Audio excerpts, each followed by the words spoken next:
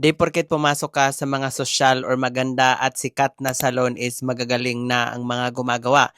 Minsan yung iba is machika lang at mayabang pa nga yung iba. At ito ang nangyari sa hair ng client natin na talaga na sobrang nasira talaga sa bleach dahil patong-patong na ang nilagay sa hair ng client at hindi nasunod na ang gusto niyang mangyari. Kaya always kayo na mag-strand test kayo sa hair at kailangan nyo rin na sabihin kung ano yung mga ginagawa nyo sa hair. Dahil minsan yung mga ibang hairstylist gawa lang ng gawa at hindi chinecheck yung hair, or yung iba naman kahit alam nila na hindi na pwede sa hair nyo, gagawin pa rin para gustong kumita lang. So ang hair talaga ng client natin is always siyang nagpa-plancha or blow dry at saka yung kina-curling iron niya. Kaya ito yung napakadelikado talaga at challenge talaga pag once na meron tayong client na laging nagpa-plancha. So make sure na talagang i-strand test nyo muna at mag-suggest kayo sa pinaka gagawin nyo sa procedure ng client nyo. Dahil ang client, once na meron silang ipapakita na mga inspo na gustong mangyari sa hair nila, tapos hindi pala ninyo ma-achieve, so mag-expect talaga yan ng 100%. So kinakailangan na i-explain nyo ng mabuti kung ano yung mga karapat dapat na gagawin or yung mga procedure na gagawin nyo sa hair nila, especially kung meron namang problema sa hair nila. So gaya na nangyari sa hair ni Mama Sin, talagang noon pa to inaalagaan daw ng hairstylist pero nagtataka na siya dahil nadadamage na yung pinaka-strand ng hair niya.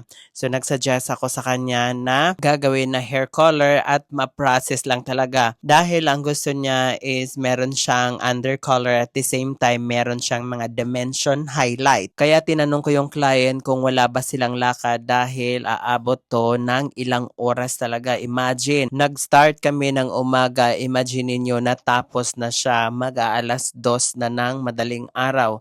Grabe yung pinaka-procedure ng hair niya pero worth it naman dahil nagawa natin ng paraan yung hair niya. Actually sila is galing pang Japan. So imagine niyo sobrang tuwang-tuwa yung client natin dahil hindi natin talagang inexpect yung pinaka-outcome ng hair niya. So ito yung sinasabi ko sa inyo na wag nyong ismulin yung mga maliliit na salon dahil kung sino pa tong merong mga salon na maliliit at hindi gaano kasosyal, sila pa tong magagaling. Dahil nag-expect kasi kayo na di porket mahal yung mga services nila, tapos social yung tingin nyo sa pinakasalon na magaling na talaga. Hindi. At hindi talaga yan totoo na di porket maganda yung salon, magagaling na sila. Hindi talaga yan.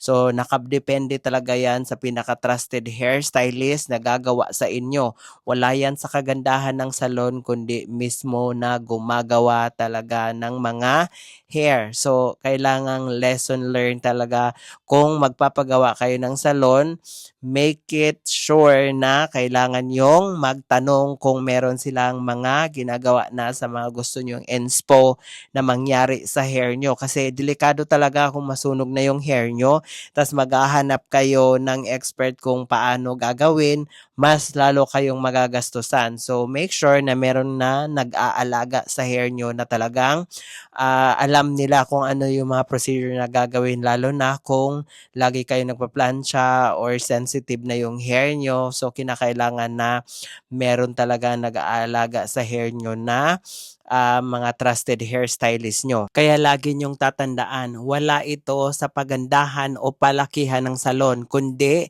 pagalingan kung sino yung expert na gumagawa talaga sa hair.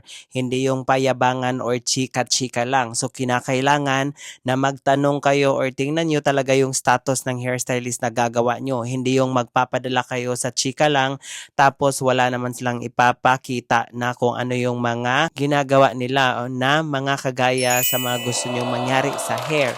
So tingnan nyo naman yung pinaka-outcome, sobrang napakaganda na talaga at nagpantay na yung pinaka-hair color at meron na siyang lowlights and highlights. At the same time, meron siyang undercolor na loud color sa mismong pinaka-ilalim niya.